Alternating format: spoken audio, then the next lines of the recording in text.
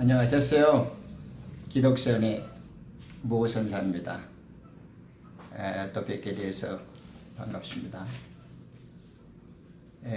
오늘은 제가 어떻게 기독선을 이야기했는가, 사명원리라는 이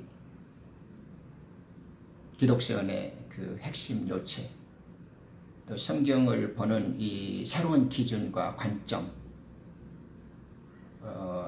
저는 이것이 아주 보기는 쉬운고 생각하기는 아주 간단한 것 같았는데,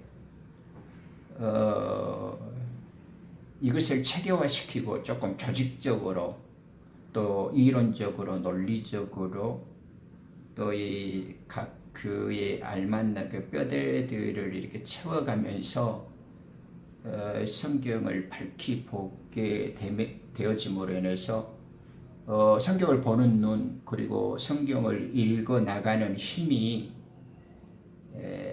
매우 자유롭고 강력히 커졌어요. 어쩌면 그런 기쁨과 감격 때문에 이렇게 청춘을 보냈고 성경과 함께 진리를 사랑하면서 살아오게 되지 않았나, 그런 생각이 들어요. 그래서 이렇게 나누고 싶어 또 이런 일들을 만들고 있고요. 그런데 이제 이 기독선 삼양 원리의 그 시작과 출발, 그리고 내가 어떤 이유와 까닭 때문에 이런 관점과 기준을 갖게 되었고, 또 이것을 나름대로 이론과 그 체계화시키려고 이렇게 몰두하고 학습할 수 있었는가라는 걸 조금 이해하시는 데 도움이 될 것 같아요. 제가 그 책에서는 한 17개 정도의 질문을 평소에 궁금했었던 것들, 일평생 동안 그 의문과 궁금증들에 대해서 써놓고 시작을 했는데, 간단하게 우리 함께 세 가지만 질문을 하고 답을 해보자고요. 그러면 성경의 새로운 기준과 관점이 그렇게 되었구나. 저것을 갖다가 생명 되살림, 그리고 그 삼양원리에 입각해서 성경을 보는 새로운 기준과 관점을 기독선이라는 이름으로 저렇게 말하고 있구나 라는데, 조금 그 어떤 시작과 뿌리를 이해하실 거라고 믿어요. 에베소서 2장 5절에 보면 다 아시죠? 개에게는 뭐 허물과 죄로 죽었다는가요?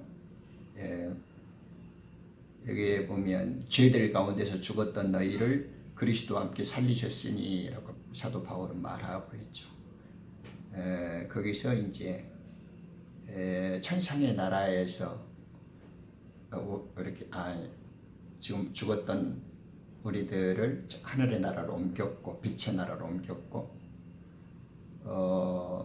또 베드로 2장 11절에 보면 사랑하는 자들아 타국인 같고 순례자 같은 너희를 권고하노니, 이렇게 베드로도 이야기를 하죠.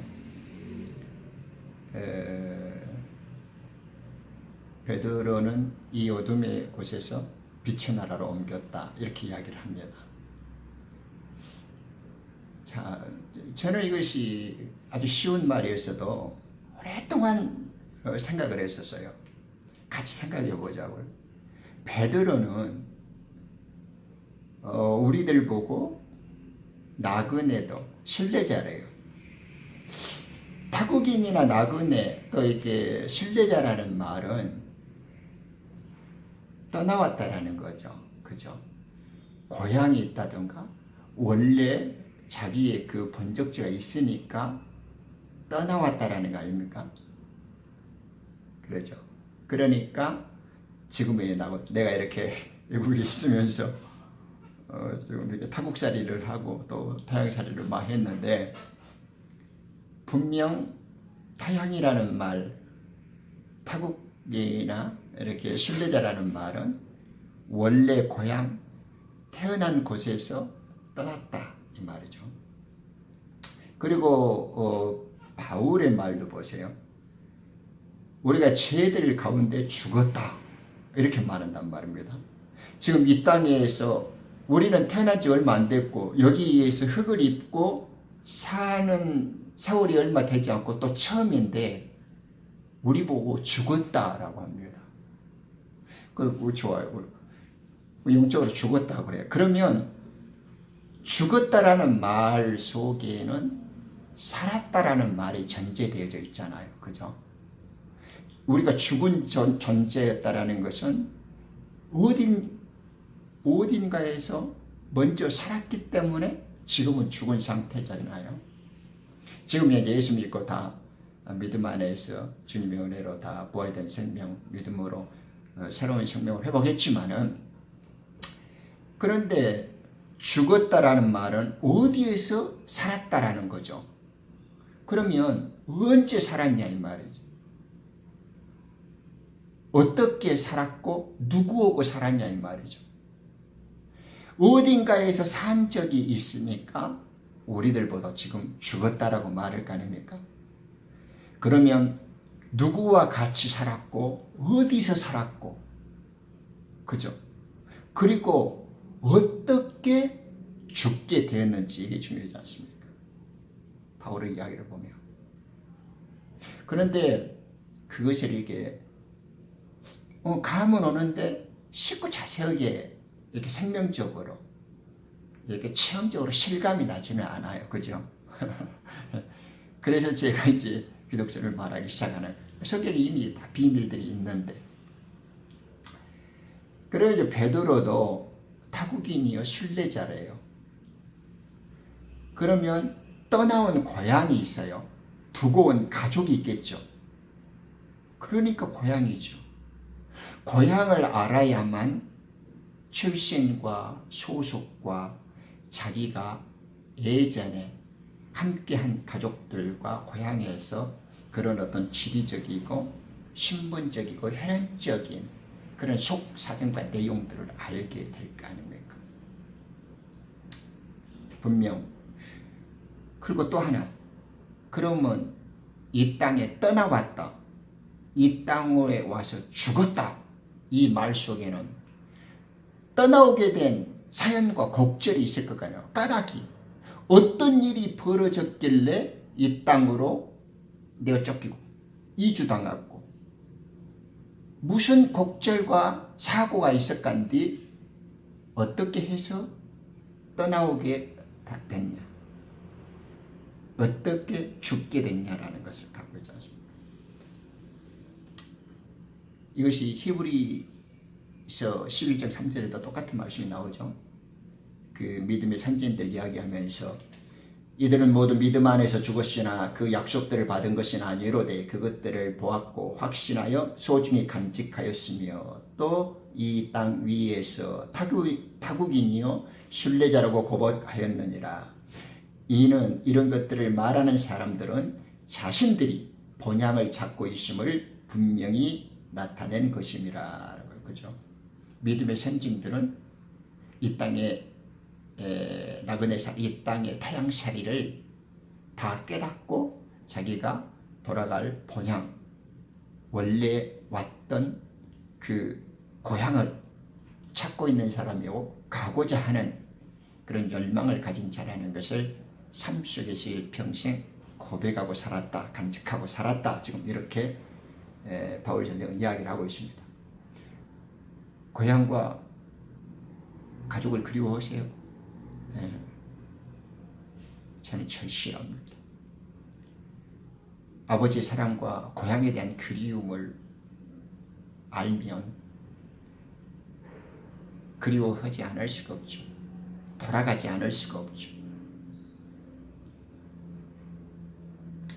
그런데 이제 우리는 더 좋은 고향, 더 좋은 신분의 상태로서 이제 가게 될 겁니다.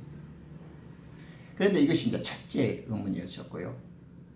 여기에서 지금 우리의 실존이 타향살이고 하늘에서 온 곳이 있었고 돌아갈 곳이 있다라는 걸 대강 파악했죠. 두 번째입니다. 마태복음 13장 34절을 보면 씨 뿌리는 비유가 나오죠. 예수님의 유명한. 저는 이 씨 뿌리는 비유의 충격을 아직도 잊지 못합니다. 오랫동안 고민하고 추적을 했죠. 13장 34절에 이렇습니다. 내 입을 열어 비유로 말하고 내가 세상의 기초가 노인이래로 감추어진 것들을 말하리라. 이 병행구절에 보면 누가복음에도 또 마태복음, 마가복음 4장에도 똑같이 나옵니다. 그런데 충격적인 것이 마가복음 13장에 보면 이런 말이 나옵니다. 그 제자들에게 비유를 말씀하시고 선생님 왜 우리에게 이렇게 비유로 말씀하세요? 라고 이제 질문들을 하죠. 예수님이 이런단 말입니다. 내가 너희들이 이 비유를 깨달았느냐? 알지 못하느냐? 이렇게. 그러면 다른 모든 비유를 어찌 알겠느냐? 이렇게 말씀을 하신답니다. 예수님은 씨 뿌리는 비유를 통해서 창세 전부터 감추어졌던 비밀을 말합니다. Keep secret를 말하는 거예요. 바울은 이것을 신비라고, 다른 곳에서도 신비라고 번역을 합니다만 예수님이 이 말씀을 마태복음에서는 시크릿이라고 합니다. 그런데 이 비유가 씨 뿌리는 비유인데 창세 전부터, 즉 하늘 분리가, 땅과 하늘의 분리가 일어났고 천사들이 내쫓김을 당했고, 그리고 이 지구가 포로수 형식으로서 죄인들을 가둬두는 감옥으로서의 격리될 장소를 위해서 만들어졌는데 그 전부터 이것이 비밀로 감추어졌었던 이야기다. 이렇게 지금 예수님께서 말씀을 하시는 겁니다. 그런데 제가 충격을 받았던 것은 마가복음 4장 13절에는 이 비유를 깨닫지 못한다면 모든 비유를 어찌 알겠느냐 이렇게 말씀을 하시는 거예요. 씨 뿌리는 비유를 통해서 창세전의 비밀을 깨닫기도 어려운데 이 비밀을 알지 못하면 예수님이 성경 속에서 49개의 비밀을 말씀하시는데 다른 비유를 알지 못하다 이렇게 말씀하고 계시는 거예요. 그러니까 모든 다른 비유들을 알려면 그 비유를 깨닫기 위해서 씨 뿌리는 그 비유가 기초적이고 근본적인 이해가 되어져야만 다른 비유들도 자동스럽게 또 자연스럽게 이해할 수 있고 깨닫게 된다. 지금 이렇게 말씀하시는 거죠. 놀랍죠. 여러분들 씨 뿌리는 비유를 보고 들으면서 창세전의 비밀을 보고 들었는가요?